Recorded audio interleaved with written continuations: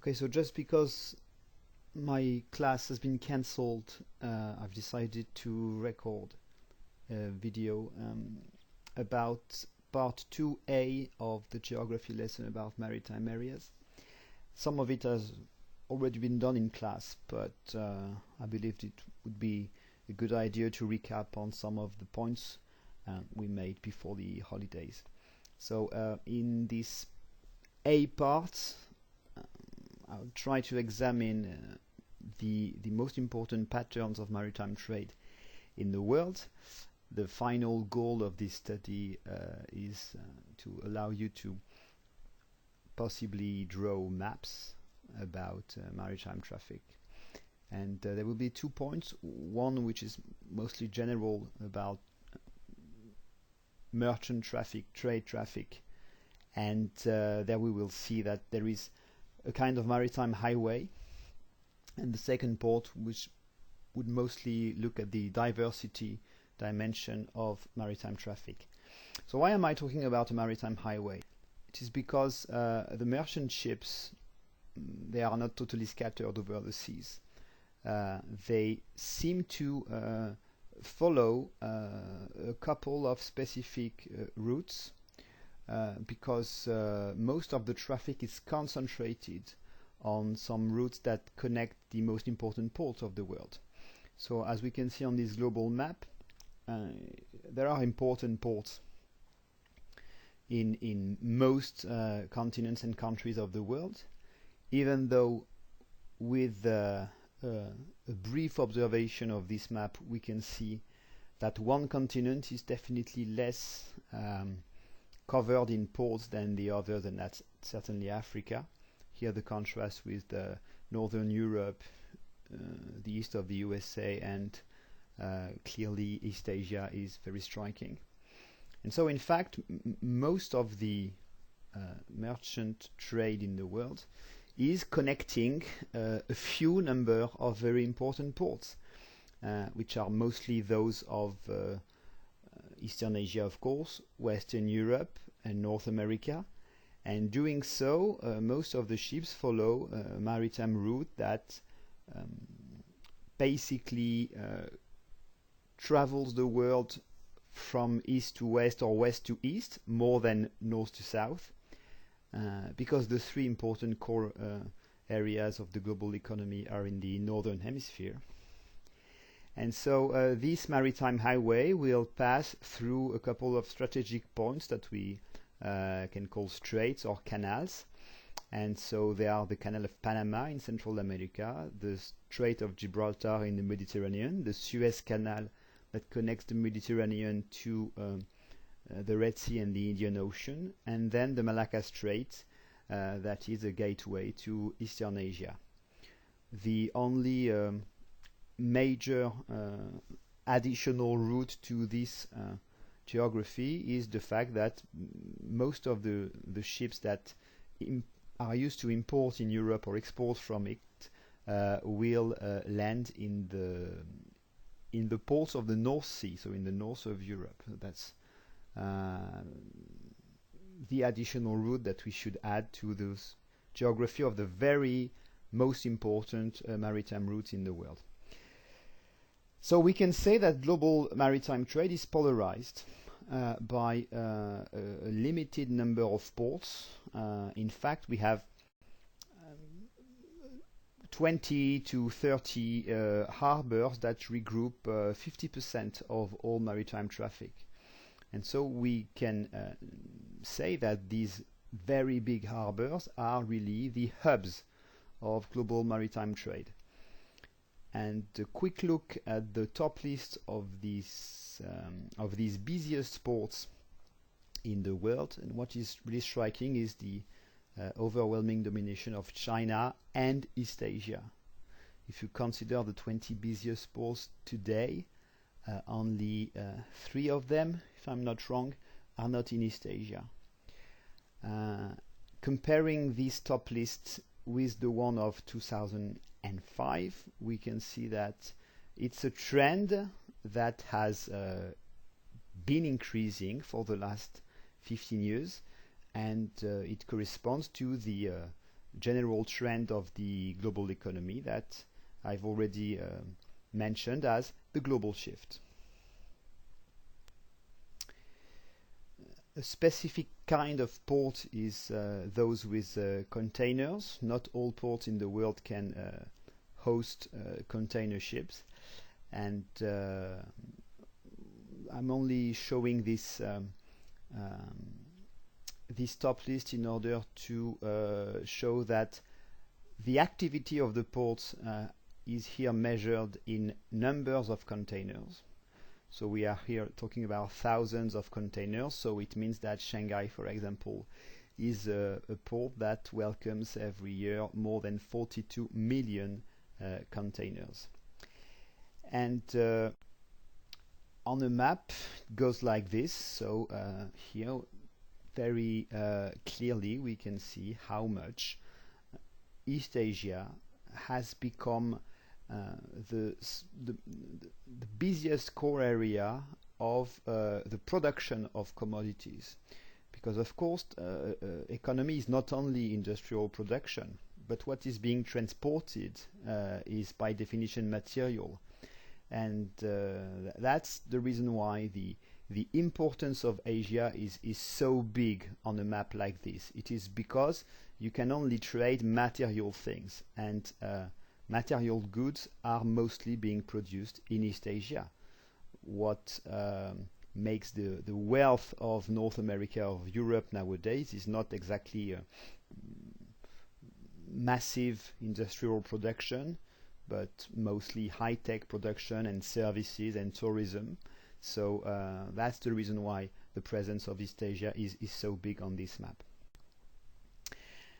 Now, the most active and successful coastal areas are the east of China and Eastern Asia in general, and also the ports of the northeast of the USA or of Northern Europe. And in particular, in Northern Europe, we have one port which is by far the most important, the gateway to Europe, and that's the Dutch port of Rotterdam, so in the Netherlands.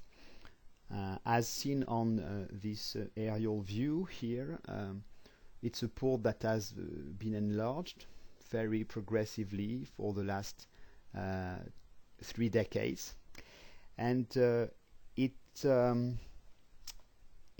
allows me to insist on the fact that nowadays big ports are also major industrial estates, because with the growing importance of trade and the strategy used by big TNCs to divide their production globally, which is what we call the global supply chains, where you have components that will come from one part of the world and the assembling which will be done in another part of the world. Well, the consequence for that is it's a good idea for a company to locate factories in ports. And so a big port will also be a big industrial area. Now, what makes a port very successful is the intensity of the economy which is located in its areas. And in fact, when we talk about the areas which are connected to a port, we can use 2 very important terms. One is the hinterland. So this map, for example, is a good geographic summary of what is the hinterland of the port of Rotterdam. That is to say, all the areas on the continent, on the European continent, that are directly connected to the port. And so for all these areas, for all these cities, you can see on the map they are stretching from cities in France to cities in Germany or Switzerland. Well, they are connected to the rest of the world by the port of Rotterdam and a few others.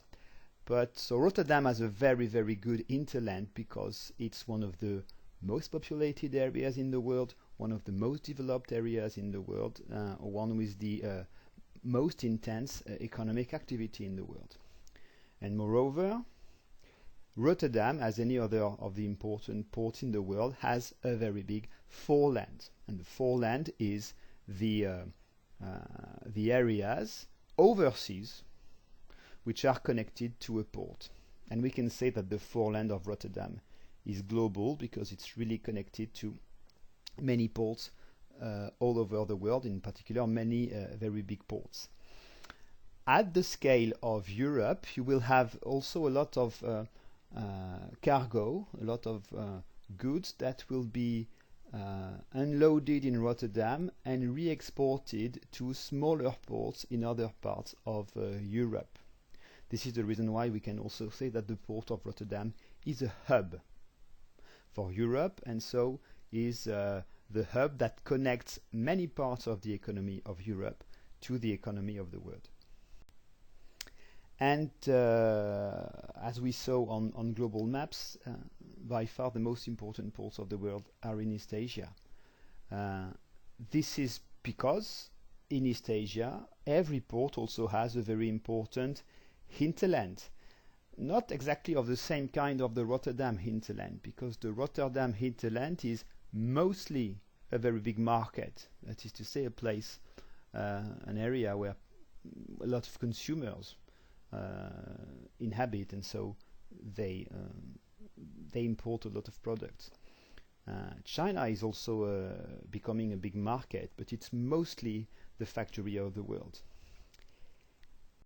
An example of a very, very important harbor area is the Pearl River Delta. It is located in the south of China. As you can see on this picture from above, the natural site of the Pearl River Delta is in itself very good for locating harbors, because it is what we could call a natural harbor. That is to say, a place where boats can be protected from the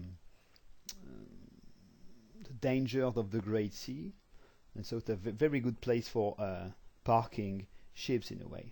Moreover, with the presence of major rivers, we have good natural connections between the coastal area and the hinterland. And now if you look at this region of China, you can see that it's pretty small area with several very big cities around the delta. Indeed, you have Hong Kong, which used to be a British colony because the British used to have a very big port, an important port for their British Empire, and they have possessed it for more than 1 century. You have the Chinese city of Guangzhou, which is also named Canton, which is located to the north of the delta. And pretty recently, the city of Shenzhen, so just north of Hong Kong, has boomed for the last 30 or 40 years mostly. It was only a small fisherman village 40 years ago, but when the Chinese government decided to create here a special economic zone where everything would be made for the economic environment to be business friendly, then Shenzhen grew up like a monster and became a mega city and a special economic zone dedicated to electronics. And so if we can now consider the facilities that have been built here, well, it's really a big hub for China. It's not only a place where you have many people and so many factories, but the Pearl River Delta also has mainland connections, mostly by railways and motorways, which connect some important industrial cities of the interior of China to the coastland. I'm notably thinking of the other important electronics special economic zone in the city of Chengdu, which is really in the center of China. Now, just looking at the population, these cities have grown so much and they have sprawled enough to form a big urban area that we can call a megalopolis. And it's populated by more than 50 million people. So if the Pearl River Delta was only one city, it would be the most populated city in the world. So this is an extremely active and busy hinterland, and that is probably one of the busiest harbor areas in the world consequently. Because the ships are getting bigger and bigger, because the bigger the ship, the more it can transport, and so the cheaper is the price of transport, then harbors have to adapt. And for the authorities that manage harbors and for the cities where the harbors are made, it is very important to remain competitive, because all the harbors in the world, in a way, are in a competition for attracting maritime traffic. And so most of the big cities have been faced with the problem of the growing size of ships.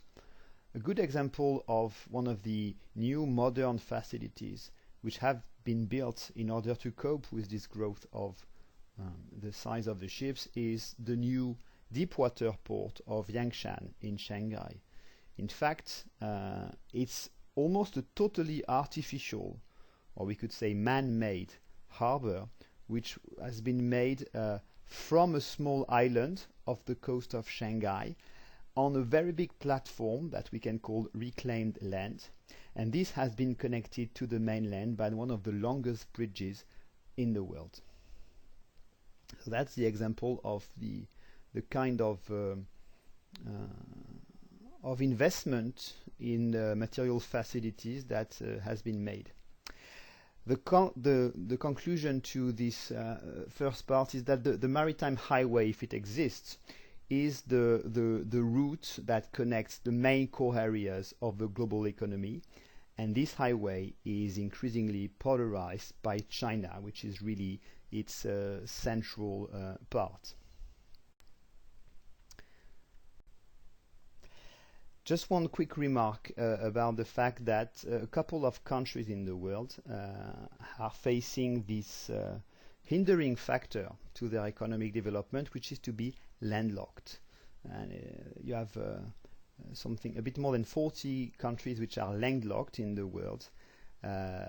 Some of them, not all, but some of them are among the poorest in the world. So the second point is now an examination of the diversity of the geography of maritime trade if we consider the diversity of the types of trade. So if we consider, for example, trade in crude oil, then we will see that the trade of crude oil is more polarized by two zones, which are the Middle East and the Strait of Malacca. The Middle East, because it's by far the most important exporting area of crude oil in the world, and the Strait of Malacca, with the city of Singapore, can be surprising, but in fact it is the unavoidable gateway that connects the Middle East to the east of Asia.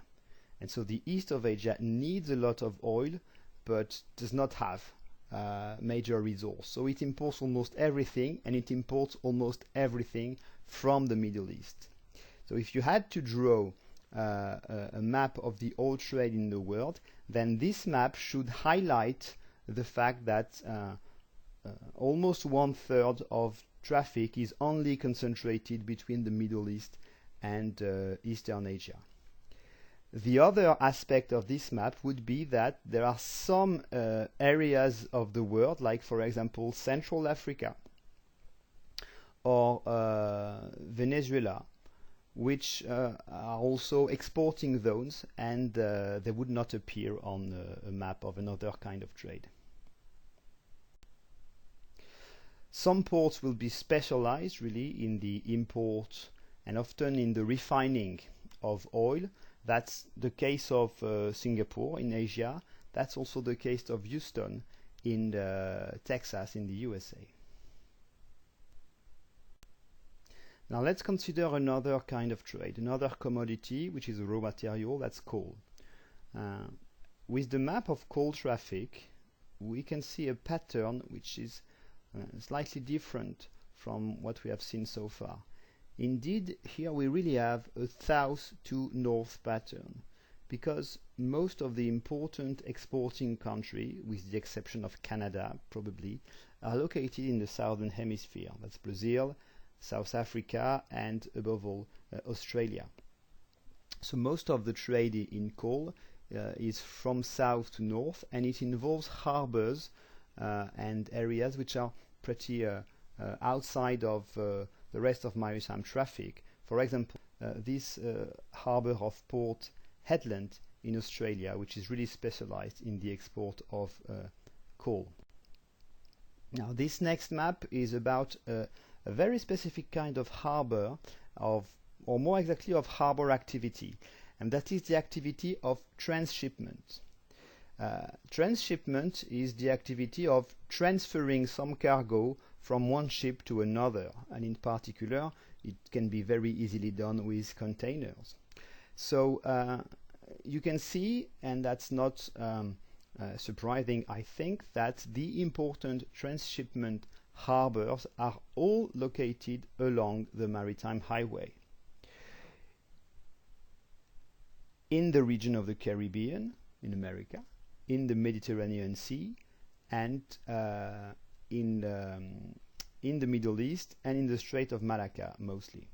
Why is that? Because those ports will have a very small hinterland. That's not a problem actually, to have a small hinterland for a transshipment harbor, because most of the cargo will be re-exported to another area.